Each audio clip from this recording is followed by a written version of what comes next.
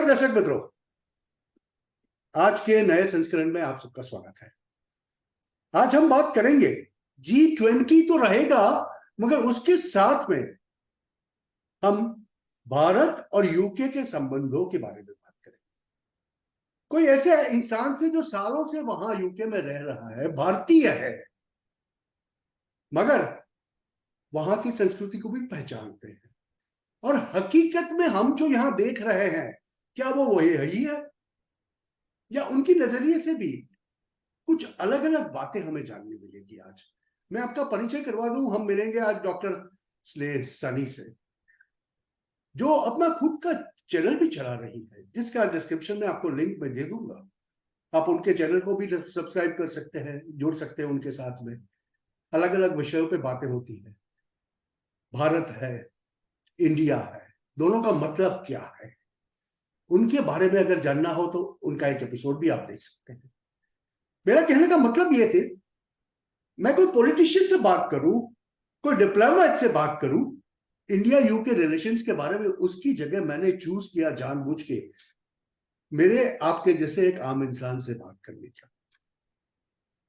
The reason for that is, we are all human beings, हम सब इंसान हैं, और जो सेंसिटिविटीज होती है, वो सेंसिटिविटीज कहां पर हर्ट होती है, कहां पर वो सेंसिटिविटीज काम आती है, ये हम इंसान ज्यादा समझ सकते हैं। डिप्लोमेट के कपड़े पहने हुए लोग डिप्लोमेटिक बात करेंगे, पॉलिटिशियन के कपड़े पहने हुए लोग उसी तरह बात करेंगे, मगर आप डॉक्टर साहब से ये चीज की उम्मीद रख सकते हैं कि वो इंसानों की तरह बात करें।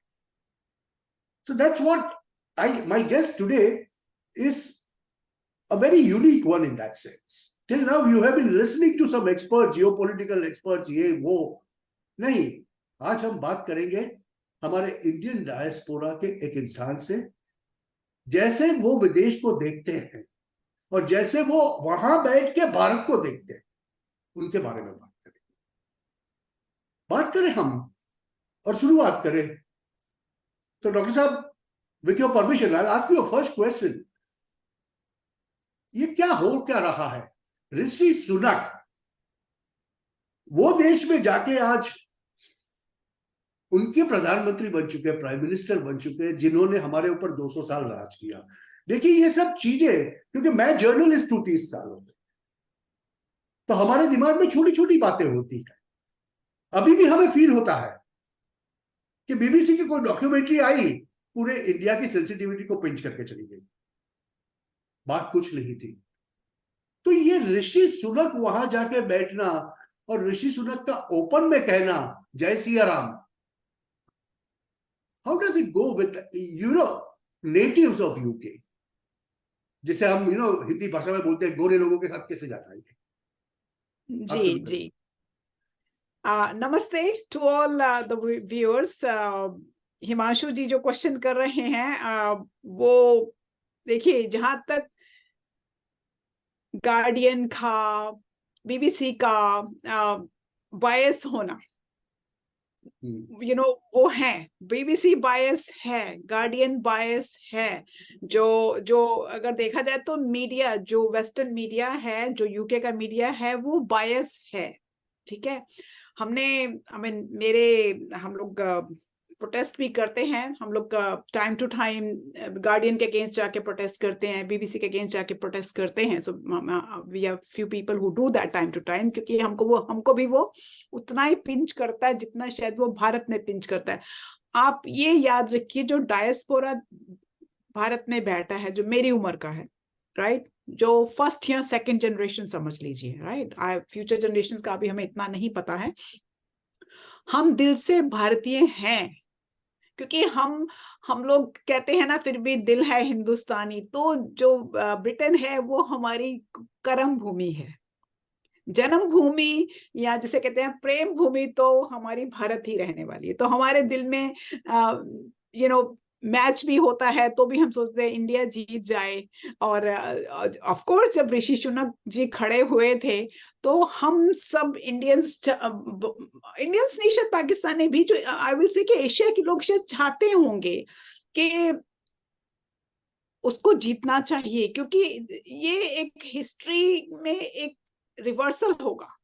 ये लोग जो हम पे इतने साल, हम पे नहीं कितनी कंट्रीज पे शासन करके आए हैं, तो एक बहुत गर्व की बात होती है कि जब जिस पे ये शासन करके आए हैं उसी मूल का, वो तो चलो मूल का ही ब्रिटिश, बट उसके पेरेंट्स उसी मूल के हैं, उसी मूल का एक बच्चा जब उस देश को कि बागडोर संभालता है एज अ प्राइम मिनिस्टर, बहुत गर्व की बात है। हम भारतीयों के लिए तो बहुत ज्यादा गर्व की बात हो गई है यहाँ पे। तो ऑफ कोर्स ये पर आई एम श्योर कि ये आज भी ब्रिटिश मीडिया को, या जो थोड़े से रेसिस्ट गोरे हैं, अब उनसे कि सारे रेसिस्ट मैं ऐसी नहीं बोलूंगी, जो हैं उनको पिंच करता है। और टाइम टू टाइम आपने देखा होगा कि मीडिया में कभी उसकी बीवी के नॉन डोमिसाइल के ऊपर क्वेश्चन उठाया जाता है, कभी उसके चीजों पे क्वेश्चन तो आज भी उठाया जाता है, आपने देखा होगा तो मीडिया में। सनी जी, मेरा सवाल इसके संदर्भ में भी था that recently Chandrayaan-3 landed on moon, and there was a program on BBC which said, India is a poor country, they should return back our money. What I'm saying is, that sort of a autocracy, that sort of a still that mental dilemma, I would say, or delirium, I would say, of superiority complex, जो देखने में आया। Programme तो एक ही हुआ, मगर हुआ ऐसा कि 140 करोड़ भारतीयों को पता चल गया what they were trying to convey. So in this, when we are talking of free trade, see, I'm linking this one up. इसको जब हम ब्रिटेन पर्पसली स्पीडीली आके जाना चाहता है फ्री ट्रेड एग्रीमेंट के साथ, which India doesn't want it. India puts a full stop. It goes at its own pace. How do you see this? देखिए, जहां तक चंद्रयान का है तो चंदा मामा हमारे मामा पूरी तरह बन चुके हैं, तो ठीक है। और जो ये पैसा वापस करने की बात आई, तो आपको याद होगा कि जब मनमोहन सिंह जी थे, उन्होंने ऑलरेडी बोल दिया था कि हमें वो फंडिंग नहीं चाहिए। He has already said it openly. I think that was in 2012 के 15, somewhere along the line. I don't remember the exact. 2013 between 12 and 15 मुझे याद है। तो 2013 में उन्होंने बोल दिया था, तो फंडिंग तो कम हुई है। अब ये जो फंडिंग ये जो भारत को देते हैं, ये इट्स नॉट ओनली ये भारत को देते हैं, इनका अपना भी, तो ये अपना भी it's like a double cross, they उनका कुछ वो भी वापस में उनको कुछ मिलता है। देखिए, वहां पे ये जाके क्रिश्चियनिटी फैलाने जाते हैं, ठीक है, उसकी फंडिंग उसके अंदर इंक्लूडेड होती है, राइट। सो इनको भी अपने फायदे हैं, ये भी वहां पे कन्वर्जन करने जाते हैं। They have been doing. Mother Teresa ने क्या किया? हम मदर टेरेसा करते हैं। अगर रियल भारतीय पढ़ने जाए तो मदर टेरेसा ने क्या किया? उसने कन्वर्जन के अलावा किया कुछ नहीं। अगर अंदर जाके हिस्ट्रीज देखो, वहां बहुत गंद भी था। They were treated poorly, badly, right? जो मीडिया ने कभी पिक ही नहीं किया। like अभी तो हमारा इंडियन मीडिया स्ट्रांग हुआ है, पहले तो हमारा मीडिया स्ट्रांग नहीं था, इतने सालों से स्ट्रांग नहीं था। अब वो चीजें बाहर आ रही हैं, तो अगर वो इतना मांगते हैं तो इंडियंस ने भी तो बोला है ना कि जो तुम हमसे लूट के गए हो भैया, वो भी वापस कर दो। सो आई थिंक वो टिट फॉर टैट हो रहा है। वो टिट फॉर टैट को आगे बढ़ाते हुए मैं कहूंगा, अभी तो एक वागना खाया है, कोहिनूर बाकी है। क्या वो कोहिनूर कभी आएगा? मुझे नहीं लगता कि कोहिनूर कभी वापस आएगा, और शायद मैं चाहती भी नहीं कोहिनूर वापस आए, क्योंकि मैंने सुना है कि वो जहां जिस देश में जाता है इट्स बैड, वो बैड लक लाता है। हाँ, क्योंकि जैसे ईरान से आया था रंजीत सिंह के ऊपर, उसका सारी फैमिली फिनिश हो गई, right.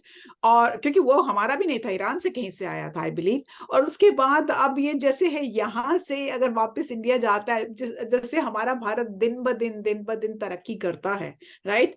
I mean I hope कि वो रिवर्स गियर में ना हो जाओ, तो कोहिनूर को यहीं पड़ा रहने दो, क्योंकि देखा जाए तो ब्रिटेन इतनी तरक्की नहीं कर रहा है। हिमांशु जी, आपको भी मालूम है, मुझे भी मालूम है कि एक जो वर्ल्ड पावर हुआ करता था, जिसका सूरज कभी डूबा नहीं करता था, इकोनॉमिक क्राइसिस हैं यहाँ पे, आपने देखा होगा हमारा NHS is falling apart very badly, ठीक है, अपना हमारा education system is falling apart. आप मतलब ये सब चीजें हैं हिमांशु जी, जो कि ओपनली शायद बात नहीं की जाती, एंड मैं बोलती हूँ ओपनली।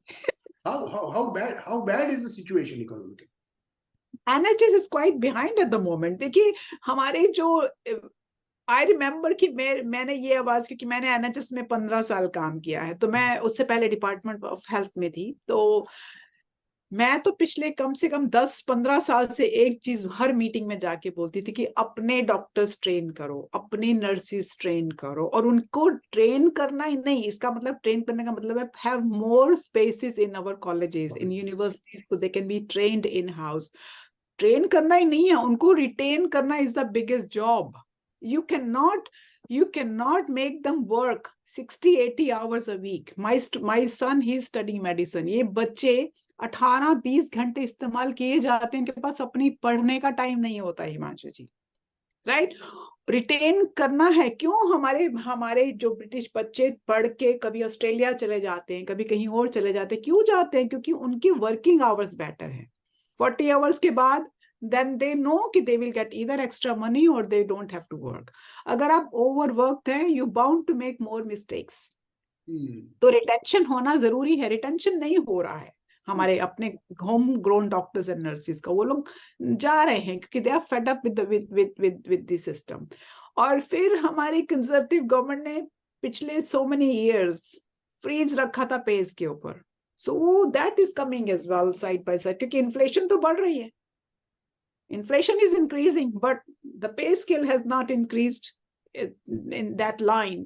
So वो भी एक इशू रहा है। So और कोविड ने हेल्प नहीं किया है, 2 साल जो कोविड रह के गया, तो only the emergency operations were getting done, right? So वो operations के लिए हम डिले हो गए हैं, it's a waiting list लंबी हो गई है। How long will economic revival take place? It will take some time. It will take some time. और फिर यूक्रेन वॉर ने तो बिल्कुल ही वो, जिसे कहते हैं ना, हिंदी में कहते हैं भट्टा ही बिठा दिया है। तो वो भी, यूक्रेन वॉर भी बहुत रिस्पॉन्सिबल है हमारी इकोनॉमिक उसके लिए। So we are gone quite behind, and इसको टाइम लगेगा, it will take time. I don't see before 5 years anything nicely growing up, क्योंकि एनएचएस तो needs an total overall, according to me who has worked in NHS needs a proper overall, and which somebody brave will need to do it, or somebody at the they need to get the grassroots में जो लोग हैं उनको involve करके, who understand the system कि क्या होना चाहिए। See, I have worked in Canada and States. I grew up in Canada. I'm from Delhi, but teenage थी, मेरे पेरेंट्स मुझे कनाडा ले गए, तो I have seen the medical system there, I have seen the medical system in America. Okay, I am not very fond of medical system in America, but Canadian system works very well, and but they have to do an overall of the NHS here as well, in my view. That's मेरा perception है। Okay. And so you will say, what will you say? What will FTA benefit? Whom will FTA benefit more, UK or Bharat? I think देखिए FTA benefit will be both sides. आपको नहीं लगता कि both sides से होगा? क्योंकि देखिए, I don't you don't think so? भारतीय लोग होने के नाते अब इस जनरेशन में, maybe I'm 60, all right, but I see the generation behind me and they say, वो लोग बताते हैं मुझे, why do we need FTA with them? What so can why they offer us? why do all of your IT people want to come here? I'm sorry, but I'm a British as well. मैं दोनों तरफ से बात करूंगी, क्योंकि ये मेरी कर्म भूमि है। मेरी माँ ने सिखाया है कि आप जिस देश में रहते हो उसकी भी पूरी इज्जत कीजिए, और मैं इस देश की भी पूरी इज्जत और ऑनेस्टी से चलती हूँ। इसलिए जब मैंने काम किया तो मैं 150% दिया है अपना contribution to the society, to the company, to the organisation, and I have always work for the government department because I wanted to make a change. I wanted to make sure के हम समझें और उसको change करने की, अच्छे के लिए चेंज करने की कोशिश करें। तो मैं फिर आपसे वही क्वेश्चन करती कि आपका हर आईटी इंसान यहाँ क्यों आना चाहता है, आके फिर वापस नहीं जाना चाहता है? नहीं, ये बात नहीं है। अभी का डायस्पोरा जो है ना, the recent ones, I am talking of the age group of people in India who are from 18-20 onwards up to 30-35. Right. They come with an ambition to get qualified and then maybe work couple of years, make enough money to do something nice in India. This has been a perception because my daughter did the same thing. And I talked to a lot of her friends, and this is what I find. Now, why I'm asking you is this free trade agreement, Britain has been pushing for it for quite some time. I'm coming to the crux of the whole thing. कि Britain बहुत वक्त से बोल रहा है कि जल्दी करो जल्दी करो जल्दी करो. हमारे पीयूष गोयल जी ने अटका के रखा है. उसकी वजह पीयूष गोयल जी नहीं है, वो भी हम जानते हैं. उन्होंने भी सीधा बोल दिया, मतलब उनको भी बोला गया है होम मिनिस्ट्री में से, विदेश मंत्रालय में से, कि जब तक खालिस्तान वाला इश्यू प्रॉपरली ब्रिटेन सेटल नहीं कर देता, after that incident of tearing up the Indian flag, government has become stern here. And they say that we do not need such FTAs wherein our pride is going to be hurt again. See, that has been the bone of contention. Do you think Britain has come to that stage where they will recognize that this was a country which they ruled for 200 years, all right, but now they have grown up? I think Britain has already understood that. देखिए, जब जहां तक वो खालिस्तान का हुआ, इस साल जब हाई कमीशन में इंडिपेंडेंस डे हुआ, there was a lot of police outside, क्योंकि आई वाज देयर पर्सनली और मैंने वीडियोस बनाए, सो दे वर आउटसाइड देयर. तो उनको पुलिस ने पूरा कंट्रोल में करके रखा. जैसे मैं भी उनसे बातचीत करने गई तो मुझे पुलिस ने बोला कि be careful. So they could not come near the embassy. They were opposite the side of the opposite on the other road. So Britain is understanding कि भाई इंडिया वो नहीं है. देखिए, आपने जो यूक्रेन वॉर में भी हुआ कि इंडिया ने रशिया का साथ दिया, ठीक है, उसके ऊपर अमेरिका ने भी उस टाइम प्रेशर डाला, इंडिया के ऊपर डाला ना, लेकिन इंडिया अपना वहां पे they remain right. So I think western world में जब मैं कहती हूँ, मैं mainly talk about America and UK, they both have understand कि हाँ, ये अब इंडिया भारत झुकने वाला नहीं है. वो समझ गए हैं, इतना समझ गए हैं. और चंद्रयान जाने के बाद वो बिल्कुल ही समझ गए हैं, ठीक है, क्योंकि जब चंद्रयान गया तो नासा ने अपनी रिकॉर्डिंग्स की कि मेक श्योर कि एवरीथिंग इज, क्योंकि NASA has a very sophisticated recordings के वो, तो नासा ने अपना रिकॉर्डिंग किया. सो इट वाज प्रूवन कि हम एक्चुअली गए हैं, हमने वो काम कर लिया है. अब जहां तक ये हम कहते हैं कि कहां तक ब्रिटेन समझा है, अगर ब्रिटेन नहीं समझा होता तो इंफ्रास्ट्रक्चर फाइनेंसिंग ब्रिज की बात नहीं करता. G20 में इंफ्रास्ट्रक्चर फाइनेंसिंग ब्रिज की बात की गई सीतारमन जी के साथ, हमारे चांसलर जर्मी हंट ने की, ठीक है, तो वो नहीं करता क्योंकि that is a platform together they want, so उन्होंने फिर ये भी बात की कि ये जो लंदन स्टॉक एक्सचेंज है उसके ऊपर इंडिया की कंपनीज आएंगी, क्योंकि उसके साथ ये चाहते हैं कि अगर इंडिया की कंपनीज वहां पे आएंगी तो जैसे हमारे जैसे भारतीय तो हम बड़े आसानी से विल से कि okay I can follow stock exchange, let me just do in Indian companies now. तो और ये इंडिया के साथ ये जो लिंक बनाना चाहते हैं उसमें ब्रिटेन का भी फायदा है, क्योंकि they want to be Europe's Nasdaq indirectly. देखिए, उनका भी फायदा है क्योंकि वो अपना फायदा तो पहले देख के चलेंगे ना, कि वो एक कहते हैं कि हम एक यूरोप का नास्डैक बना देंगे, क्योंकि London used to be the service industry, थोड़ा डाउन हुआ जर्मनी के बाद हुआ ना, राइट, वो मालूम.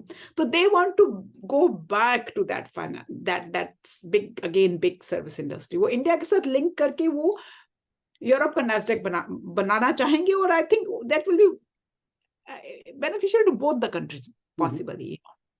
और ये जो क्लाइमेट ट्रांजिट है नेट जीरो के लिए, वो तो दोनों की एस्पिरेशन है, इंडिया भारत की भी है, यूके की भी है. सो अगर दोनों इंफ्रास्ट्रक्चर वो ब्रिज बनाते हैं, उसमें क्या है कि जो बिग पूल ऑफ कैपिटल जो यूके में पड़ा है वो इंडिया में भी, भारत में भी इन्वेस्ट हो जाएगा, ठीक है ना.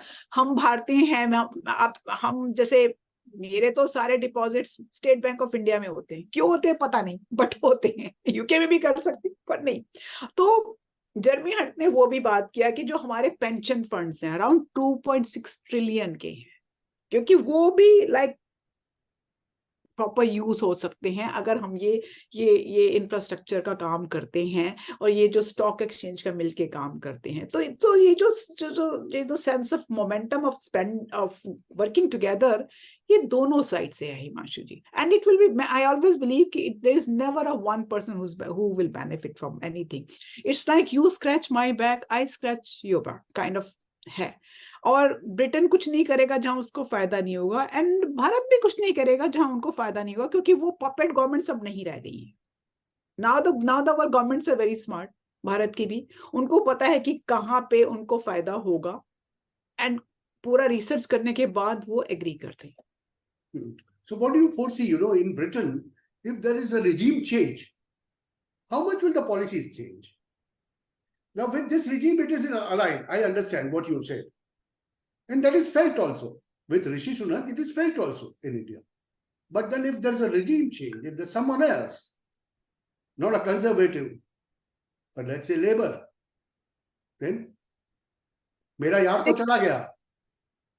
देखिए, whether it's a Rishi Sunak or not, ऋषि कुछ भी ऐसा नहीं करेगा जो ब्रिटेन के लिए या उसकी पार्टी के लिए बेनिफिशियल नहीं है। वो भारतीय जरूर है, वो रंग से भारतीय जरूर है, लेकिन आप भूल जाते कि वो थर्ड जनरेशन है यहाँ की। So he is a typical British child. Okay, Akshata is Indian, I agree. तो वो थोड़ा इम्पैक्ट घर का होता है, और लेकिन क्या होता है, ज्यादा होता है, woman always has a bigger impact, of course होता है, और फिर भी वो कोई ऐसी पॉलिसी या ऐसा स्पेशल बेनिफिट नहीं देगा जहां पे ब्रिटेन को या उसकी पार्टी को नेक्स्ट इलेक्शन जीतने के लिए फायदा नहीं होगा। ठीक है, and he is quite a smart boy, he is a quite a smart lead.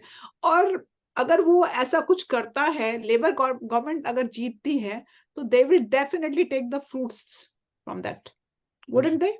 wouldn't you want to कि अगर मैं कोई काम कर रही हूँ और मेरे बाद आप टेक ओवर कर रहे हैं, और मैंने एक पॉलिसी बनाई है या मैंने एक ट्रेड डील कर ली आपके साथ जिसमें मुझे फायदा है, या जिस गद्दी पे मैं बैठी हूँ उससे मेरे, देखिए अगर आप प्राइम मिनिस्टर की गद्दी पे बैठ के आपको दोबारा जीतना है तो आप कुछ तो करोगे।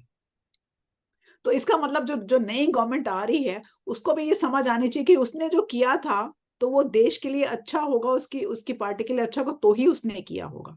सो इफ लेबर का है कि वो थोड़े से सोशलिस्ट काइंड ऑफ हैं, इतने कैपिटलिस्टिक काइंड ऑफ नहीं है, बट मुझे नहीं लगता कि वो इतने हद तक जाएंगे कि वो उसको नल एंड वॉइड करेंगे। मुझे नहीं लगता। No, because how do you see Indian government? Today's Indian government, and probably 2024 we are also having elections. Do you see a change in India? What's your perception there, sitting there? मुझे लगता है कि अभी मोदी जी फिर election जीत जाएंगे, क्योंकि जो काम उन्होंने किए हैं, राइट।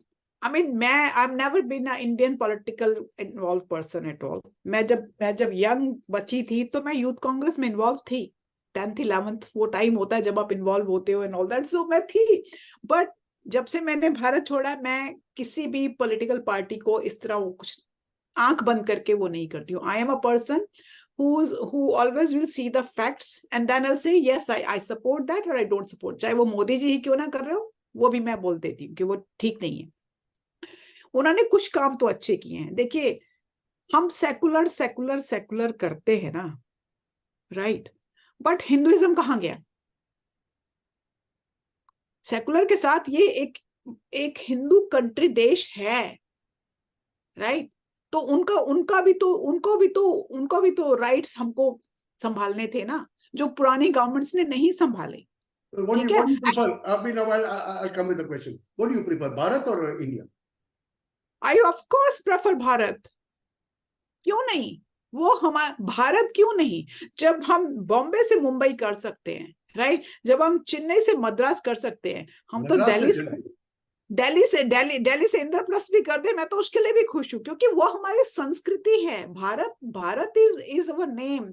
इन्होंने चेंज किया ब्रिटिशर्स ने कि वो इंडस वैली इसके पास था एंड वो सब करके चेंज किया, लेकिन भारत हमारा नाम होना चाहिए। क्या परेशानी है उसमें तो हम अपनी रूट, हमारे कॉन्स्टिट्यूशन में लिखा हुआ है भारत के बारे में।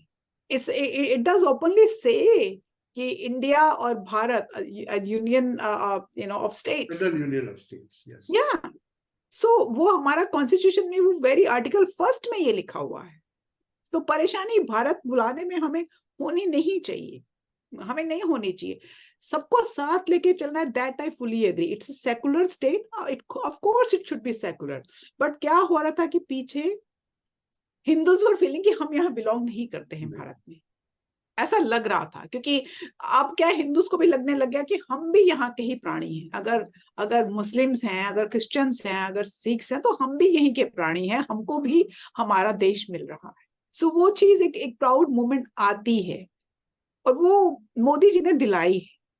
देखिए, मैं बिल्कुल सही हूँ। मोदी जी ने वो भारत को जो एक स्थान था ना एज अ देश, वो पूरे वर्ल्ड में भी दिलाया है। हम एक पपेट गवर्नमेंट यूके के हाथ की या अमेरिका के हाथ की नहीं रह गए हैं।